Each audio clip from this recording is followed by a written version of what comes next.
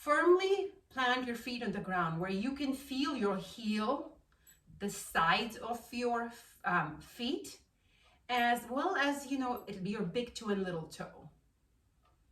And from here now, let's bring our attention up from our legs into our torso, tucking in our tailbone, tucking in our stomach, and standing up taller, like we're being pulled up from the crown of our head, just stretching the torso. And let's raise our shoulders and then do a few shoulder rolls, because, if you're anything like me, you're spending far too much time on a computer like this. And so here, a few shoulder rolls. And now arms loosely hanging by the side. And my knees are soft. And my chin is slightly tucked in. And one other secret of Qigong that I may not have shared with you is that if you can, touch your tongue to the upper palate. And what it does is, so basically the space between the teeth and the gums, it creates an electrical circuit. So let's get into our primordial Wuji posture. They say before there was anything, there was Wuji. And from here, let's do a pulling down heaven. Our palms are facing down. We inhale very slowly. We resist the urge to move our arms fast. There's nowhere to be, no destinations, just here. And now my palms are facing up. And as I bring my palms down, I'm just getting started. Welcome all. This is our first practice of pulling down heaven. And let's do this 2 more times. And this time, let's imagine that as we are raising our arms, our palms through our center of our palms, our Laogong points, are pulling up Qi, Earth's Qi. And what is Qi? Qi is prana, Qi is life force, Qi is energy. And as our palms come together, our hands come together as if they're almost meeting, we brush it down. We brush down this incredible energy source to clean, rinse, revitalize our body. So visualization, imagination is a big, big part of making Qigong impactful and powerful. So use that imagination. Moving our arms as if you're moving them through thicky, viscous liquid. And now this time we're bringing down sky energy. So environmental energy. And that's why this exercise is called pulling down heaven. All right. And now let's raise our left palm. It's a little cupped. And imagine that in our left palm, we're holding our past and our regrets. Everything we cannot change. And now let's raise our right palm. And in this, we're holding our worries. Things we can do very little about in this moment. And now let them meet in the center of your chest. And we're now arriving in the present, in this moment. And from here, let's begin our fragrance Qigong, moving our hands up and down. So basically in prayer posture, and as much as possible, only my hands are moving up and down. This practice is called Golden Phoenix Nodding Head. Great exercise for wrists, for our shoulders, for our arms. Helps reduce carpal tunnel. And now let's add breaths to this. Inhaling deep into our bellies. And this may be new to some, but I talk a lot about belly breathing. As much as possible, breathing in our bellies versus our chest. This helps reduce anxiety and gives our lungs more room to breathe. And now let's add a little bit more movement. So let's move up and down with our hands. This is totally optional. It's an invitation. You can do this still or moving. The idea is to do each of these 36 times. So the instructions say 36 to 54, but no more than 54. We don't have to be as specific here. But you want to repeat this movement around 36 times. We'll see how much time we have today. It's so wonderful for me to start my day, my Friday with you. It just sets me up so beautifully. I think we amplify each other's energy, it is my belief. So as we practice Qigong in the group, we all feel more energized than if we would practice alone. So I appreciate you here very much. Let's do this maybe another 5 times. All right, and now let's move the same prayer hands from side to side. And this is called Golden Dragon Wagging Tail. I love these esoteric names. Great practice. As I do this, I feel a stretch in my lower back. And great for the arms, of course. These are also very good stamina building postures. So now let's add a little bit more dynamism. And remember the breath. If you start getting too wrapped up in the technique, I encourage you to feel your feet on the ground, and what that does is it brings you back into your body. In fact, just close your eyes and just move. You're just moving your arms from side to side. There is no right or wrong here, just movement and building energy. You're fueling your gas tank. Filling up our 3 dantians. First, our lower dantian, which is our power center in our abdomen. Then our middle dantian, which is our emotional center. And then our upper dantian, which is in the head, and that's our connection with all that is unseen, Shen, or the spirit. So this is truly a practice for the body, mind, and spirit. All right. Maybe another. Let's do this 5 more times. Welcome, Chachi. So wonderful as our group keeps getting bigger and bigger.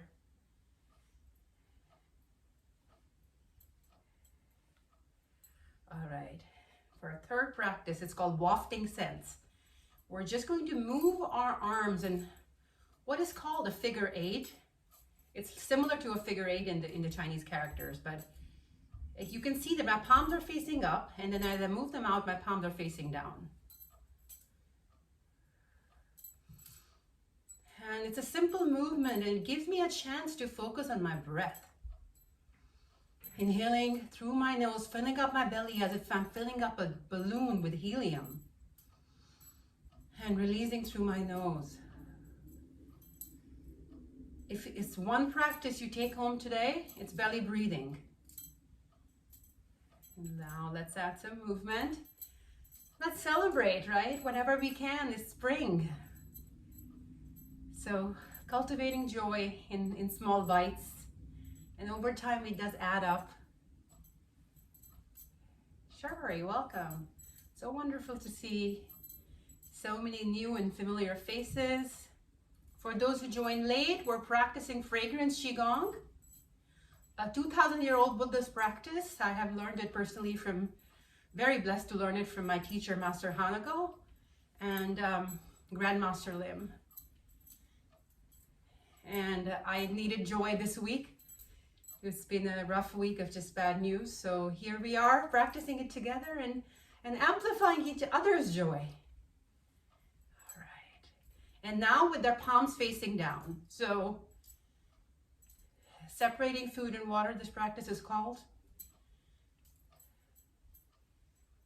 It's an interesting concept of separation. And I equate it to the concept of discernment. A lot of experiences come our way, and it requires a level of discernment into what is serving our growth and what is worth holding on to as a lesson, and then what just needs to be let go. So this discernment needs to be a constant in our lives, but often we don't slow down for it. So hopefully we're building a little bit of slowness. A few more times. The idea for these practices are, and if you're not looking at a watch, which we are because we have half an hour, is to do each of these exercises 18 times.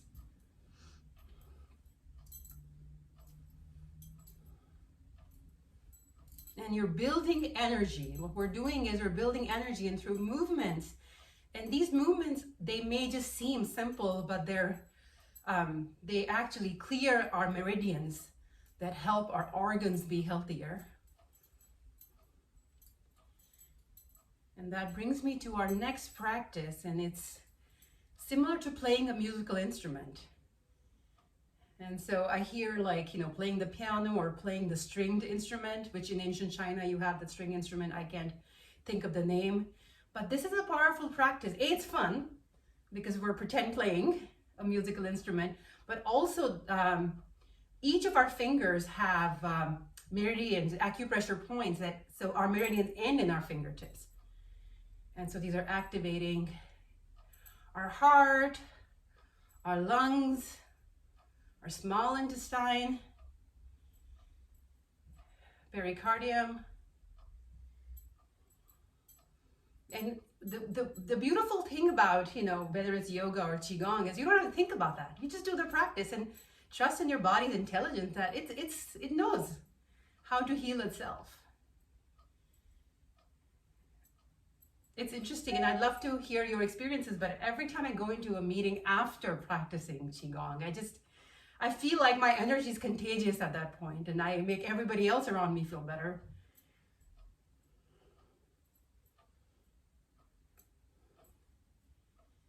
Let's do this 5 more times. I'm not keeping a count here, so if you do practice it by yourself, you can do each of them 18 times, or honestly, if you're starting out, just, you know, whatever feels good and right.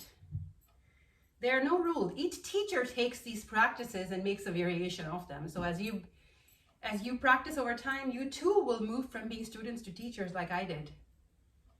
All right. So our next practice is we're going to hold a light ball, and this is my favorite practice, and I know a lot of you love it. So rubbing our palms 6 to 8 inches apart. And now I'm imagining there's a ball of light between my palms. You may feel a warmth, you may feel a tingling. And if you don't, maybe rub your palms some more. And what I'm doing here, and what the intention is, to condense and coalesce chi. And now I'm going to move this in a clockwise circle. You can do it counterclock first and then clockwise, because we will move it both sides.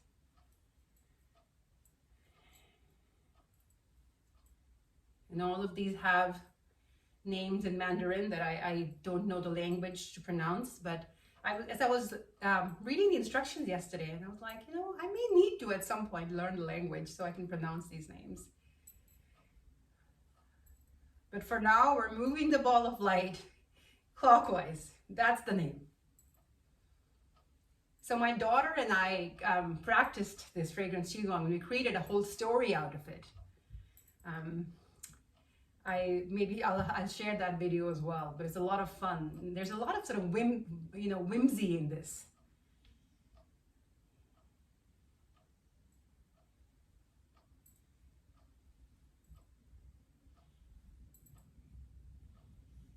And this reminds me, you know, because I do 8 brocades, and the other Qigong protocols are a little bit more serious, and every now and then we need to do this fragrance Qigong, so we can be a little bit less serious, a little bit more kid-like.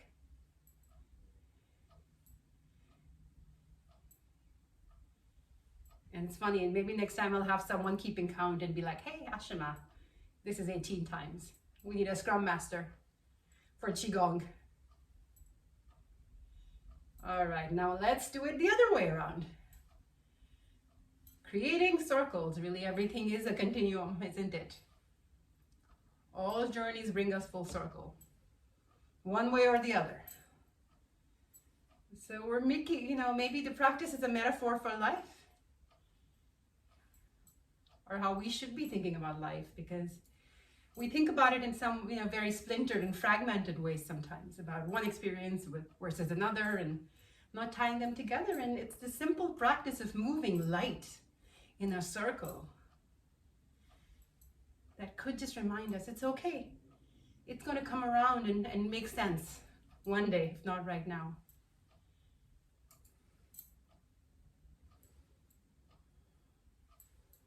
All right, and now just moving it side to side.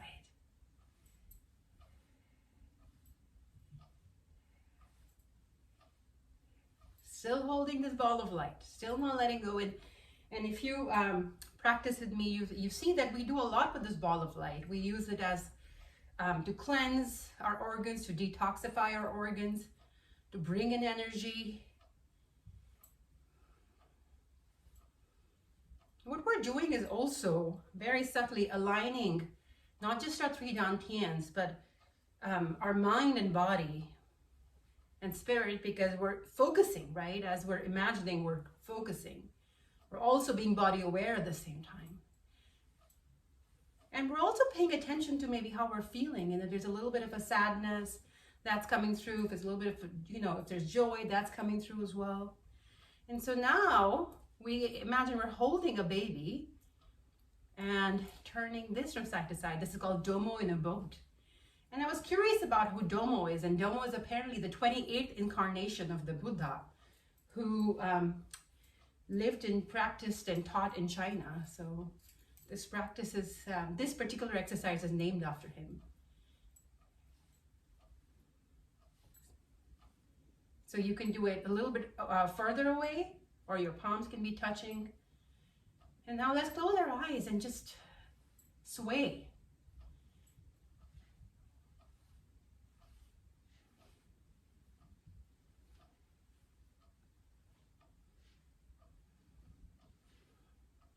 Maybe imagine that we are a boat, or we're sitting in a boat and just swaying gently on the waves. Let's imagine we're in a lake, and we'll continue with this analogy into our next exercise, but just feeling the waves. Moving with the current and not against it.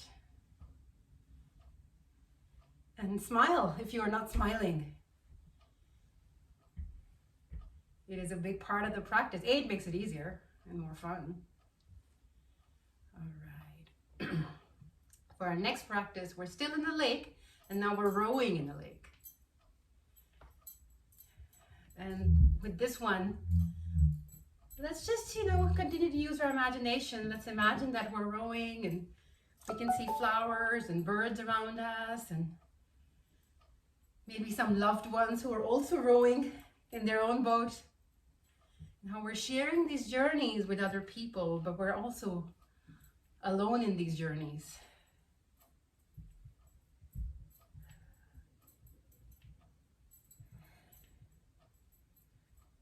And while it may feel like, gosh, we're moving so slowly, we are getting somewhere. We are making progress. All right. For our next practice, we're going to make circles. So really just, how would I describe this? Moving my hands with soft fists around each other, making circles around each other. That's it. First one way, and now another way.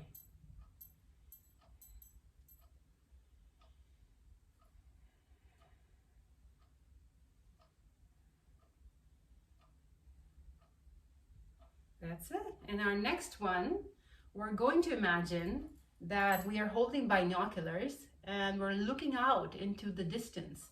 This practice is called golden ray entering eyes. So golden rays of the sun are entering eyes, and according to some teachers who teach this practice, over time this really helps clear your vision or strengthen your vision. I work at Genentech, so I'm all about clinical trial evidence. And I haven't seen any, so I can't comment, but it's a fun idea to hold. Maybe I wouldn't have to wear my reading glasses over time.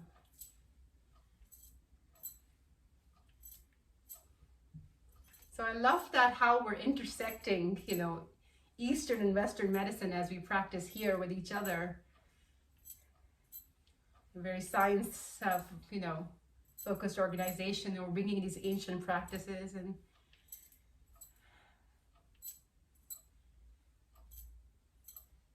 finding new and ancient ways to heal ourselves and each other, and all healing has to begin with the self.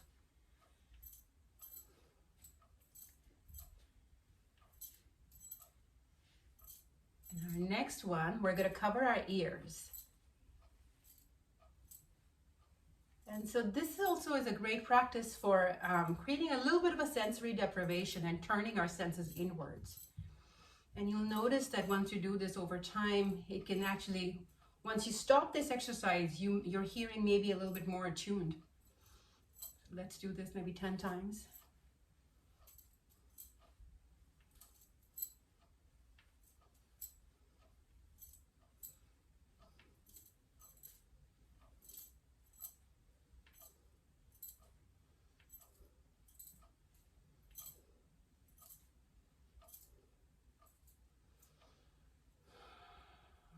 And for our last practice today, before we go into acupoint massage, we're just going to hold our hands in prayer. Thanking ourselves, our teachers, and our teachers' teachers. There is a lineage of teachers who have honed and perfected these practices over thousands of years.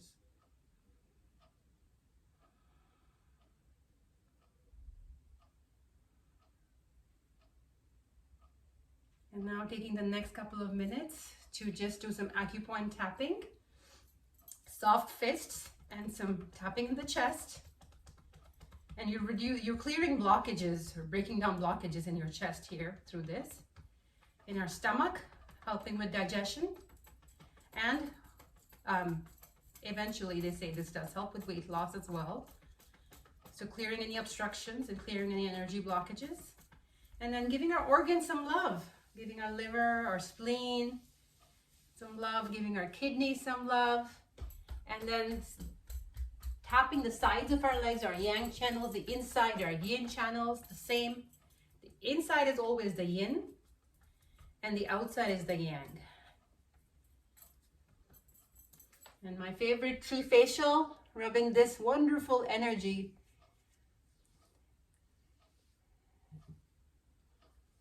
up our face, up our neck, and now taking our knuckles and actually pressing the sides of our jaws, our eyebrows. And this helps reduce tension and creates more energy flow in our body. Our ears, rubbing our ears from top to bottom.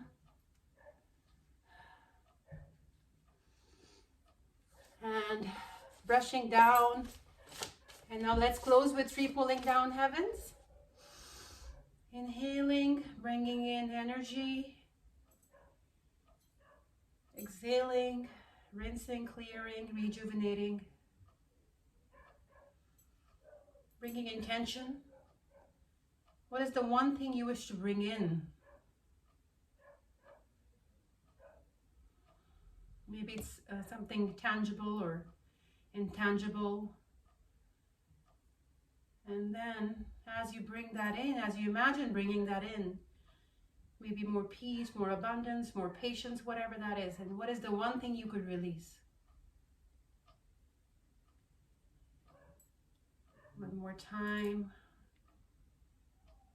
I'm imagining bringing in trust, because that's what I need right now. And as I bring in trust, I have to release fear. So bringing in trust, releasing fear. Thank you so much for joining me today. I'm happy to stick around for a couple of minutes to answer questions.